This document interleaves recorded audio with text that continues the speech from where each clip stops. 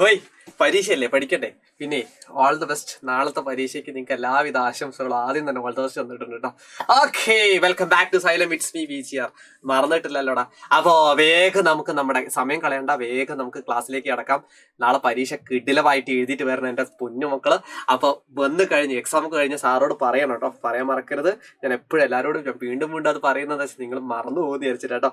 Okay, ഇതാണ് ID. അറിയാത്തവർ ഈ ID ജസ്റ്റ് ഒരു ഇതിട്ടാൽ മതി കേട്ടോ. ഈ ഒരു ID സാറ് എങ്ങനെ ഉണ്ടായിരുന്നു പരീക്ഷ ജസ്റ്റ് ഒന്ന് പറയാ.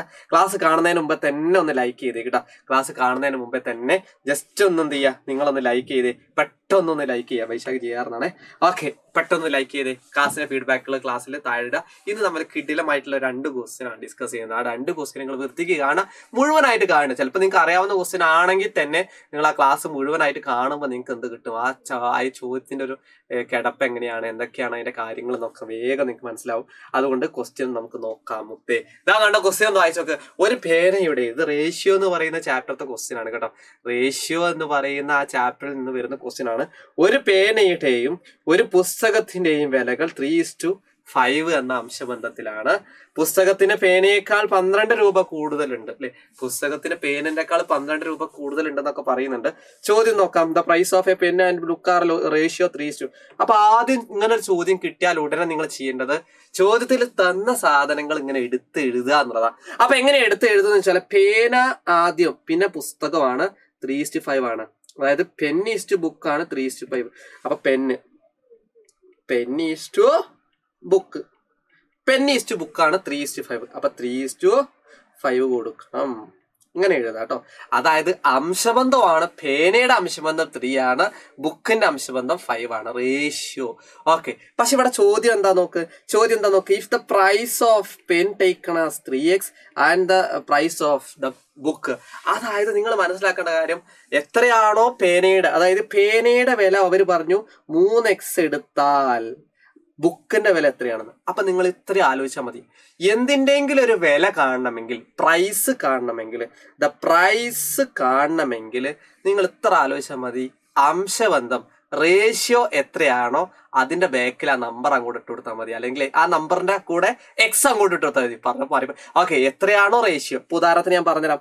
ഇപ്പൊ പ്രൈസ് ആണ് നമ്മളോട് കാണാൻ പറഞ്ഞത് വിചാരിക്ക്, അതേ കാണാൻ പറയത്തുള്ളൂ. അങ്ങനെയാണെങ്കിൽ the price of the pen is taken as 3x. പെന്നിന്റെ റേഷ്യോ 3 തന്നെയല്ലേ. അപ്പൊ പേനയാണെങ്കിൽ, പേന കാണണമെങ്കിൽ, പേനയുടെ പ്രൈസ് ഓഫ് എ പെന്ന് കാണണമെങ്കിൽ നിങ്ങൾ ചെയ്യേണ്ട കാര്യം, ഈ 3 ആണല്ലോ പേനയുടെ റേഷ്യോ, ഓന്റെ മൂട്ടിൽ X ഇട്ടാൽ മതി. അപ്പൊ പേനയുടെ ആ വില കിട്ടും. വില കാണണമെങ്കിൽ എപ്പോഴും X ഇട്ട് കൊടുക്കാം.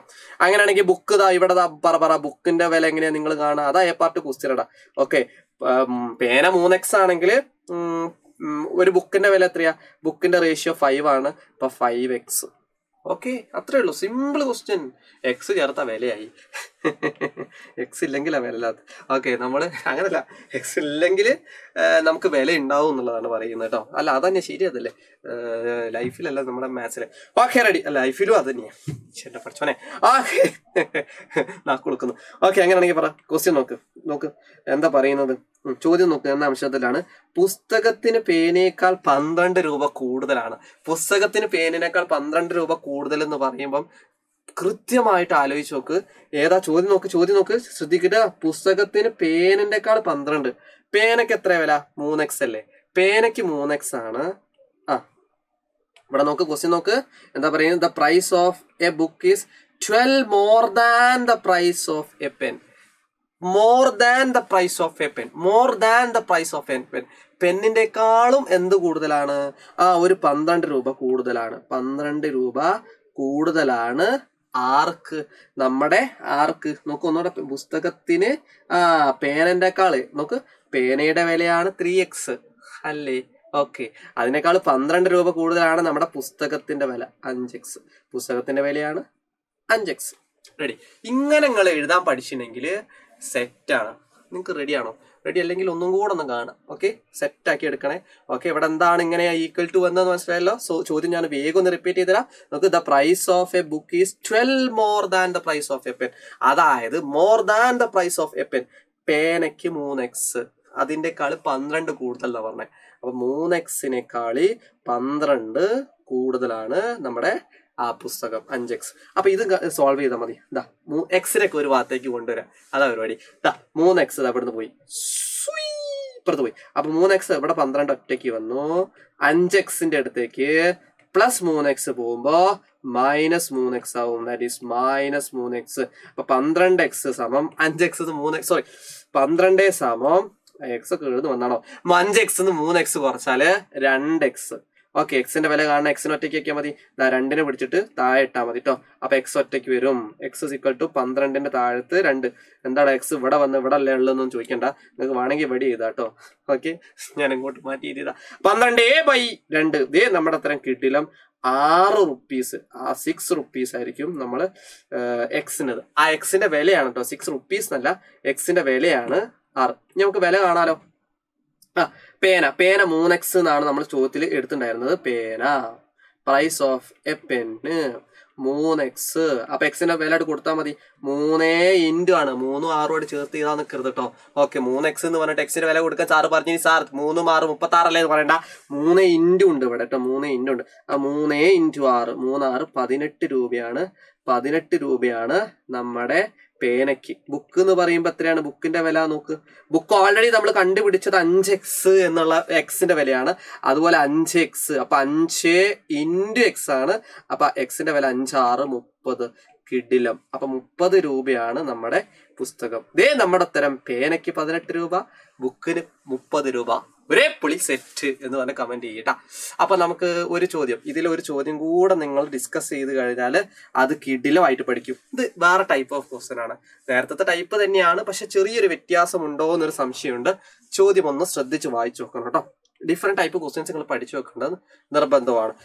The number of girls and boys in a class are in the ratio 2:3. അപ്പൊ ഇവിടെയും പറയുന്നത് ഗേൾസും ബോയ്സും തമ്മിലുള്ള റേഷ്യോ ആണ്. അതായത് പെൺകുട്ടികളും ആൺകുട്ടികളുമാണ്. അപ്പൊ ആദ്യം ആരാ വരിക?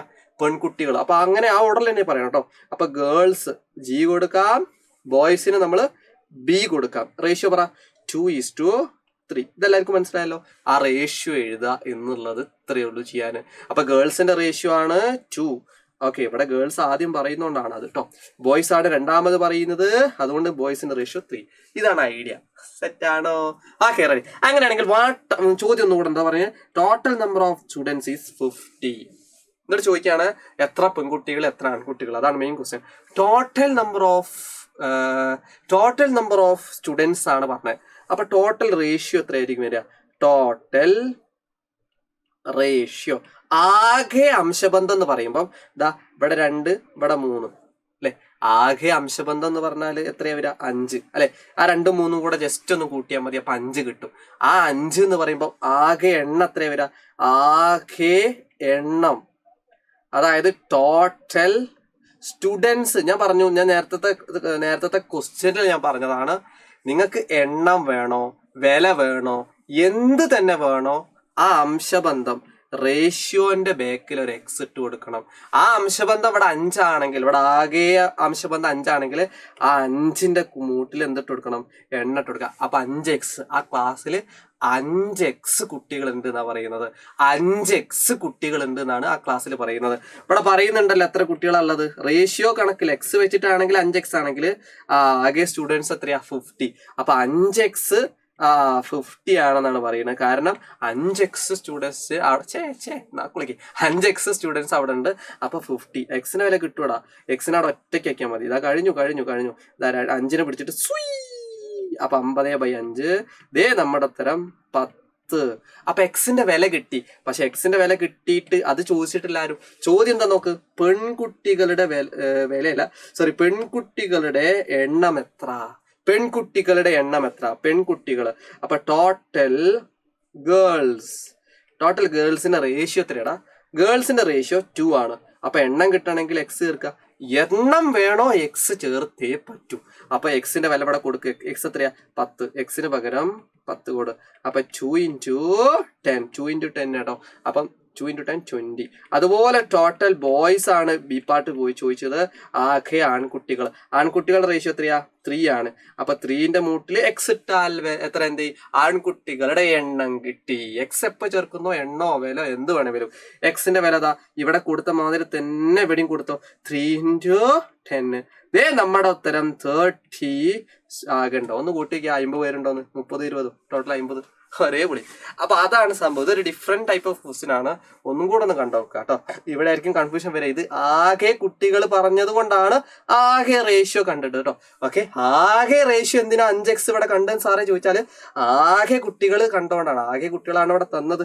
നമുക്ക് ടോട്ടൽ സ്റ്റുഡൻസ്. അപ്പൊ ടോട്ടൽ റേഷ്യോ 2 + 3 5. അപ്പൊ എണ്ണം കിട്ടണ എക്സ് ചേർക്കാം. അപ്പൊ 5x = 50.